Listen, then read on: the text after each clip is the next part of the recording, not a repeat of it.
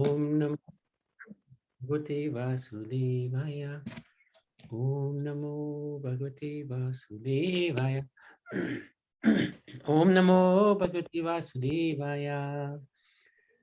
So, Hare Krishna, dear devotees, thank you for joining today. And we'll continue with the Damodara Lila. So far, we're up to where Krishna has been successfully tied by Mother Yashoda to the grinding mortar against his will, but of course, by his will. Nothing happens without the will of the Lord. And he performs these very amazing, sweet pastimes so that when we remember them, we can also tap into that sweetness and fall in love with the Lord. That's the whole purpose of why he comes to this world, to entice us back into the spiritual world voluntarily.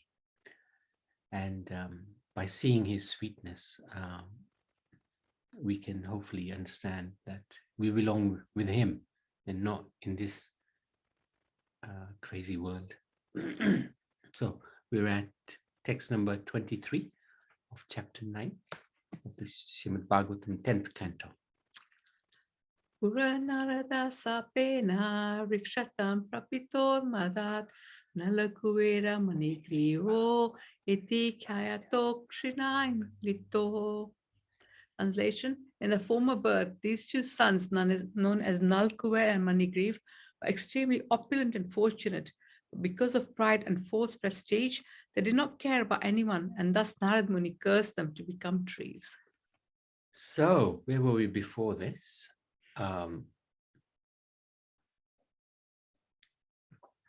So, he was tied, his friends were around him, and he was laughing and enjoying with them. Sometimes you cry when you remember what was happened to him. But the cowherd boys would say to him, shall we bring some yogurt for you? And of course, as soon as he heard the word yogurt, he realized, hey, I'm hungry. There's a few meals I've missed because of what's been happening. And he was also still, of course, very sharp. And he says to his cowherd friends, yes, your mom's not at home. Don't have to bother her. Just run to your home and get what's available. In great happiness, the boys would run home, bring whatever was available and feed Krishna. In this way, they enjoyed a picnic. So they always get this opportunity for a picnic at every time, every moment. It's one of the eternal pastimes, which they all very much enjoy. Then Krishna started to test the mortar.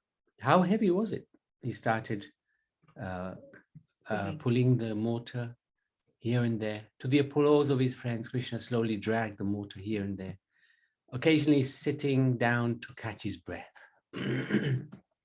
Of course, this is the Lord whose expansion, Mahavishnu, breathes out for 311 trillion, 40 billion years, and all the universes come out of the pores of his skin. And he's having trouble breathing now when he's pulling this mortar. And he really is having trouble because he's simultaneously a child and the Supreme Personality of Godhead, hand in hand, side by side. It's not like he rotates from being the Supreme Lord sometimes into a child. He's both at the same time. This is the inconceivable nature of the Supreme Personality of Godhead. And he's relishing this pastime as if he really was out of breath. His mother's final words to him were still ringing in his ear. My dear boy, your whimsical conduct has now come to an end. If you think you're so clever, free yourself of this robe. Go ahead, pull the mortar behind you and do go wherever you like. All right. So, mission in hand. To the delight of his friends, he was pulling the mortar. But where would he go? Aware that his mother could easily hear the Gopas' cheers, Krishna placed his finger to his lips to calm them. Then he remembered Narad's curse to the demigods. Recognizing the two stately urgent trees, he decided to invoke his divine powers to liberate the demigods trapped in the trees. Krishna remembered the past lives of these demigods. That's what we just done. And this is the verse that we are at. There were the sons of Kuvera and lived a carefree life of opulence and sense enjoyment. Unlike their father Kuver, who dutifully managed the wealth of both demigods and men, Nal Kuver and Manigriva squandered their time loitering in the Chaitrarath garden, intoxicated and decorating themselves with jewels. They enjoyed the company of young girls. They were intoxicated, not just by the Varuni drink, but also by false pride, thinking themselves unconquerable as the sons of Kuver.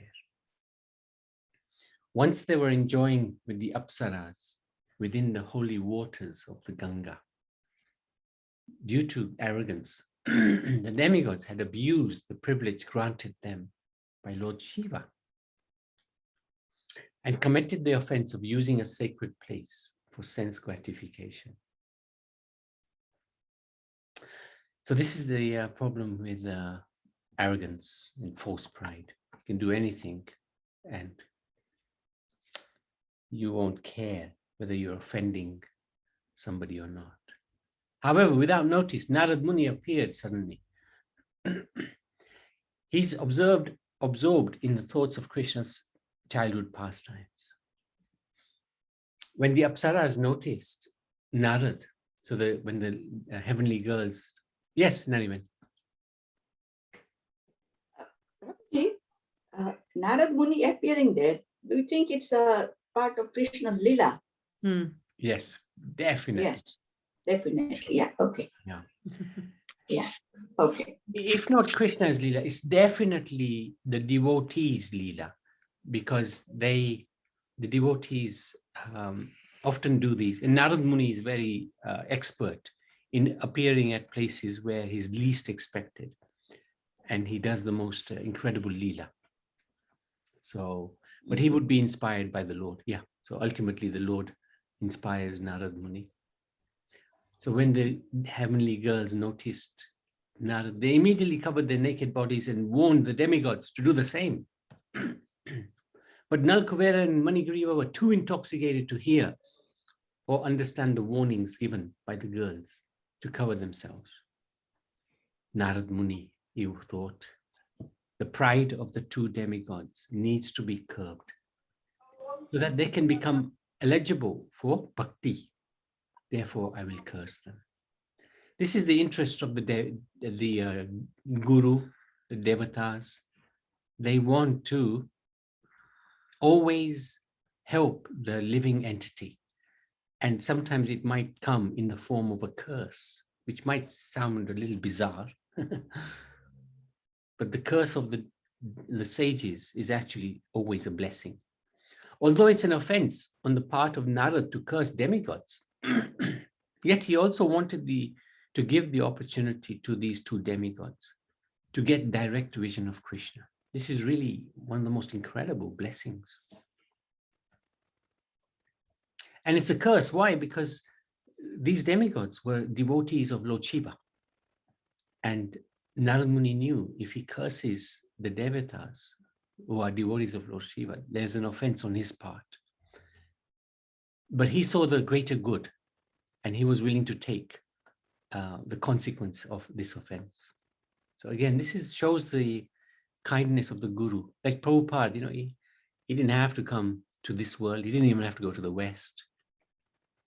So much he endured. Why? To help living entities like ourselves. So this is really the kindness of the guru. Gurus are very, very kind. Sometimes it's said that the devotee is even more kinder than the Lord. Just like Srimati Radharani is more kinder than Sri Krishna, more compassionate. Narad expressed anger at the two demigods, not just at their ignorance, but also at their pride. Nal Kuvera and Manigriva didn't seem to care, remaining proud and indignant. Narad cursed them to become trees. However, Narad wanted the demigods to advance spiritually. So here they are, enjoying. Narad Muni comes, he's not happy. And the heavenly girls, they are hiding themselves. So Narad Muni said, even in the body of the trees, you will be allowed to remember. You'll be fully conscious of your past offenses. You'll remember my teachings. So he gave them spiritual enlightenment. And that's in the 10th canto, 10th chapter, 8th verse to 23rd verse. He actually gives them spiritual instructions. And he allows them to remember those instructions. As trees, their consciousness level is very, very low. But Narad Muni gave them this special boon that even in the body of trees, you'll be fully conscious and you'll be aware of your surroundings. This was unlike normal trees. In this way, their progress to pure devotion would be unimpeded. Narad Muni thought, I cannot give them a curse that will not result in bhakti. When the demigods heard the curse, in one sense, they were relieved, as it could have been much worse. Narad could have cursed them to become demons. However, they made one request. O Lord, your punishment is suitable. However, if we must be trees, please allow us to take birth in the holy land of Vrindavan. By drinking Yamuna water, by standing in Braj's soil, by being in the company of desire trees, we will obtain the seed of pure devotion. What a request. Even though they were intoxicated, they still had some common sense. Narad was pleased. He completed the curse by informing the demigods that Krishna was to appear on earth. After 20,000 years, they would stand in the courtyard of his father's residence, Nand Maharaj's ashram, palace. After witnessing Krishna's pastimes as an infant, the Lord will personally deliver you from the curse. So, before the very eyes of the Apsaras, before their very eyes, unbelieving eyes, Nal, Kuvera and Manigriva disappeared from Kailash and appeared in faraway Gokul as twin saplings. Narad turned towards the Apsaras, who were motionless in fear of being also cursed. But Narad simply gave them a warning glance. Although they had behaved indecently, they had shown shame and remorse. They witnessed the activities of Narad, and the seed of devotion was planted in their hearts as well.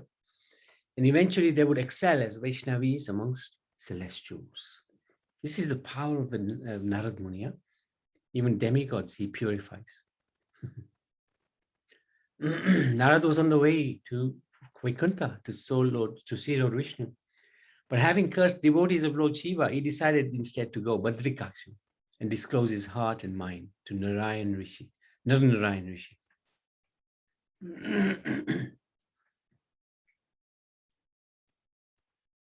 Having relieved the history of how the two demigods came to become trees in Gokul, Krishna knew that the initiative was his. Narad had promised the demigods that the Lord would free them from his curse, and Krishna, duty-bound to keep the promise of his devotees, would act according to Narad's will. So today in the children's class, there was a very nice question. One girl, only 6 years old, I think, she said to me, oh, was it her? Oh, no, it was somebody else, I think. She said, how come Krishna, who promised not to fight in the Kurukshetra battle, picked up a weapon to kill Bhishma? He made a promise. He broke his own promise. So this is part of the sweetness of the Lord. When, in this case, Narad Muni promised the demigods, Krishna will liberate you. Krishna was duty-bound. So in the case of Bhishma, it went even further, because Bhishma made a promise that I will make the Lord fight. And Krishna made the promise, I will not fight. So who's in charge? Is it Krishna or is it his devotee? Well, Krishna broke his promise. So who's in charge? Krishna or his devotee? Krishna loves his devotee so much that he is willing to break his own promise in order to fulfill the promise of his devotee. So who's in charge? The devotee is in charge. Narad Muni is in charge. Whatever Narad Muni does, promises, Krishna will act on it. And that's why we try to get the blessings of the devotees, because their blessings are very powerful. So Krishna thought, Narad is very dear to me. For his sake, I will free the demigods, bless them with supreme devotion, and send them back to their abode. Yes, Nariman. Yes, are there any followers of Narad Muni, Prabhuji? Do they follow Narad Muni like we follow Krishna or demigods? We are. This is the Brahma Madhav Gaudiya Sampradaya, and Narad Muni is after Brahma, Brahma's son and disciple. Okay. Yeah. So we are included in that. We're in the line of Narad Muni. Yeah. And his scripture, he's written in Narad Pancharatra. We use that. That scripture is used as part of our deity worship. Okay. And in the Bhagavatam, so many instructions he's given to Mugrari and then the Prachetas, and so many.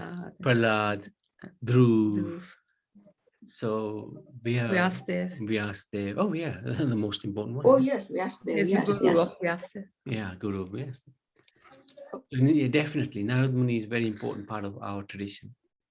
And funny you asked that, actually, because one time, a couple of times, Prabhupada was either lecturing or doing something class-wise. And one time there were not many devotees, so not many guests who had come. So the devotees were apologizing to Prabhupada that, sorry, we didn't manage to get many people to come. And Prabhupada said, "Whoa, did you not notice? Narad Muni was there." So very interesting. I think another time he asked them to place some seats because Narad Muni was present, something like that. So very interesting. We can't, of course, see Narad Muni because our vision is a little blurred in Kali Yuga. But no doubt he's helping whatever we're doing because we are following in his footsteps, or trying to at least. Trying to. Yeah. Thank you for that, Naniman. Good point. Leaning forward, Damodar began to slowly crawl on his hands and knees. His friends watched. They were spellbound. They were like a spellbound audience of a drama, too enthralled to move or speak. Sometimes Damodar pulled the motor. Sometimes the motor moved on its own accord. And in fact, the motor is also alive. And the motor would say to the Lord, chill out, don't worry, I can do this. I'll do it for you. And the Lord would say, no, I've got to do this. It'd be a bit of a competition between the two. Both the rope and the motor were spiritual forms and could act according to their own will. Both wanted to serve Krishna in their own way. Slowly, the distance between Damodar and the trees was closing. Intently gazing at his destination, Damodar took a few effortless steps while the motor positioned itself between the two trees. For the first time since they appeared, the demigods felt the touch of the Supreme Lord, while the conduit of the rope and the motor, they shivered in ecstasy.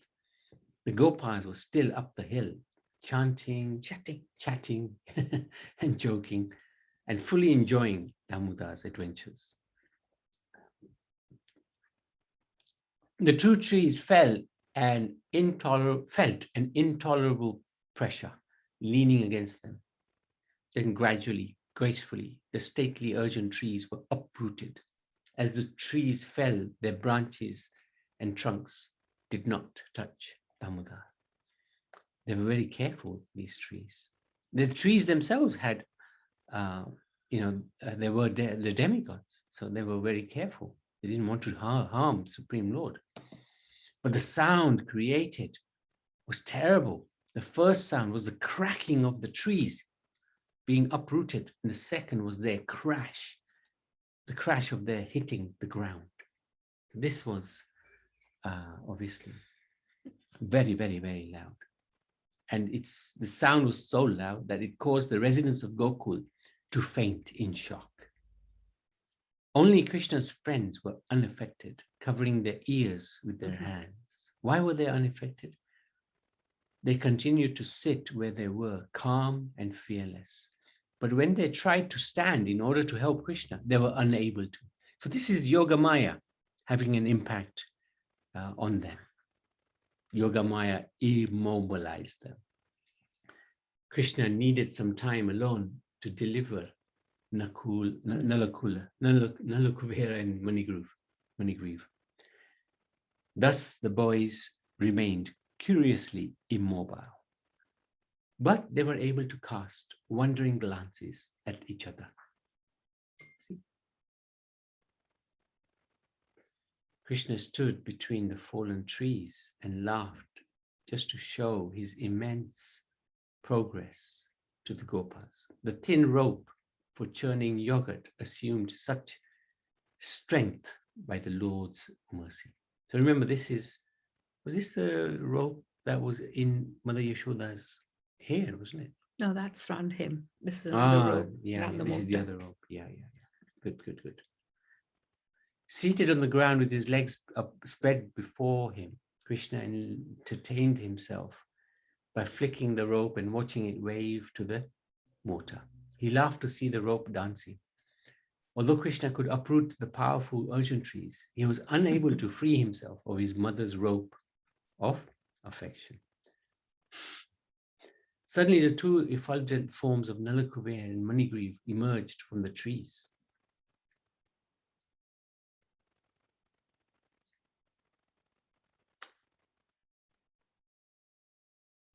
Although they had been naked at the time of being cursed, they were now fully, richly attired in celestial clothes, ornaments, crowns. Narad Muni had ensured they would not be unclothed when appearing before the Lord.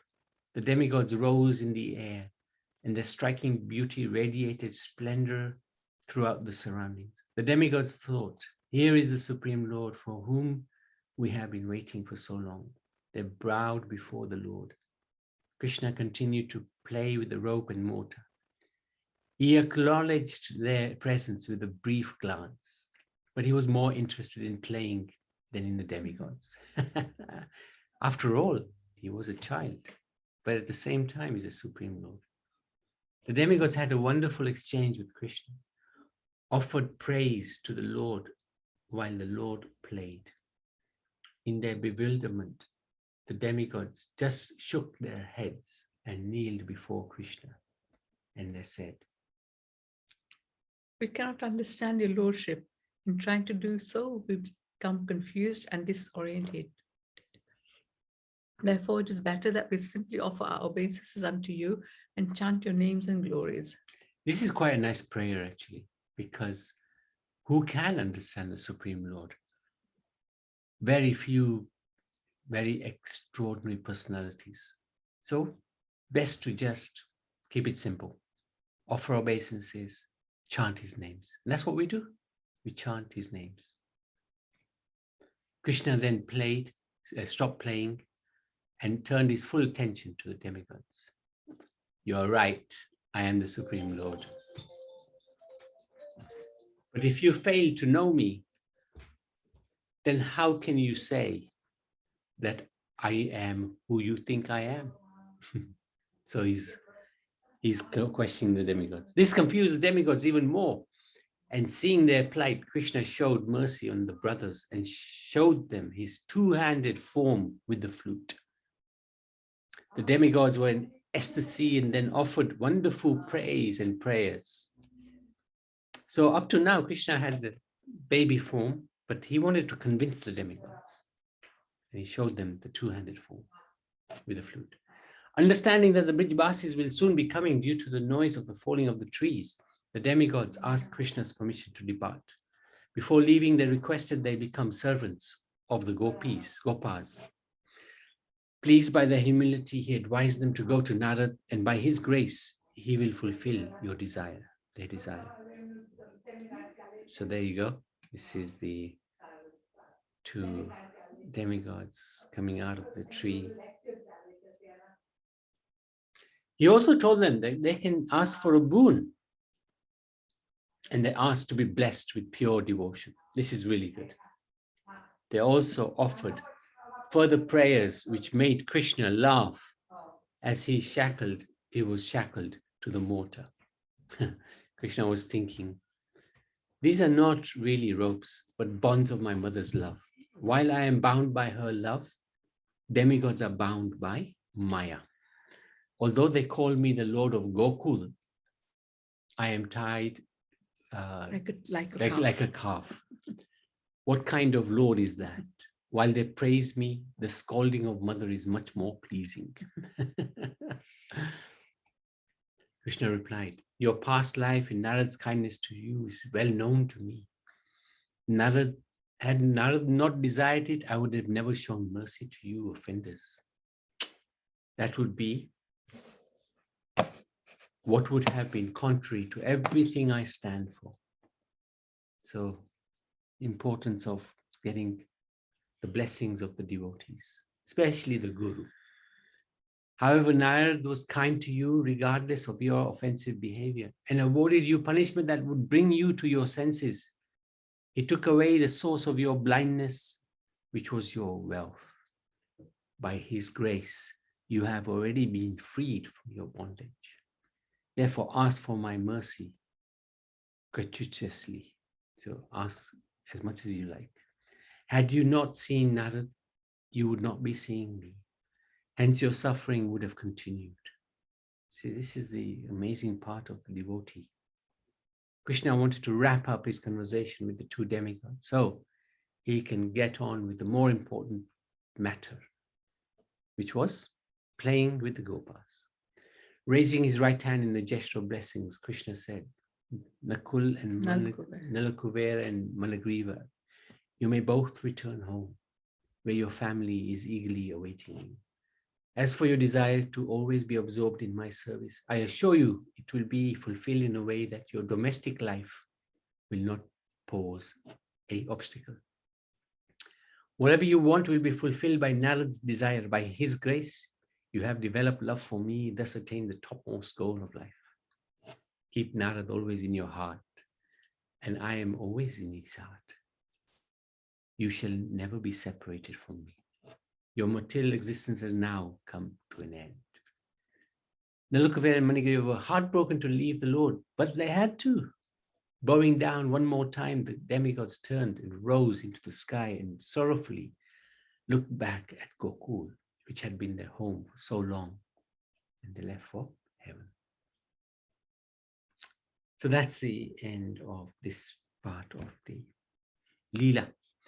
Any questions, any comments? Surinder, anything you'd like to share?